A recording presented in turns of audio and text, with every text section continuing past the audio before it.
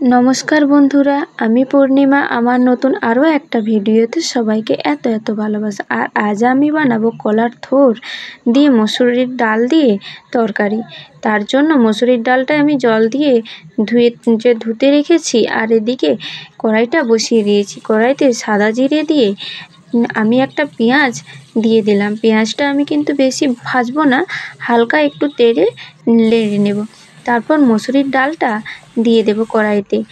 ওটাও একটু ভালোভাবে নাড়িয়ে নেওয়ার পর আমি ওতে সামান্য লবণ আর সামান্য হলুদের গুঁড়ো দিয়ে কলার থোড়টা কড়াতে দিয়ে দিলাম, দিয়ে একটু ভালোভাবে মিশিয়ে নেব।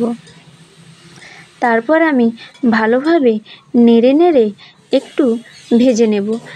ভালোভাবে ভাজা হয়ে গেলে, ওর কাঁচা গন্ধও চলে গেলে, ওতে আমি পরিমাণ মতো জলটা দিয়ে দেব, যাতে ভালোভাবে সেদ্ধ হয়ে যায়। জলটা দেওয়ার পর আমি ঢাকা চাপা দিয়ে 20 মিনিটের মতো রেখে দেব, যাতে সেদ্ধ হয়ে যায়। তারপর দেখো 20 মিনিট পরে আমি দেখলাম, খুলে দেখি যে সেদ্ধ হয়ে গেছে।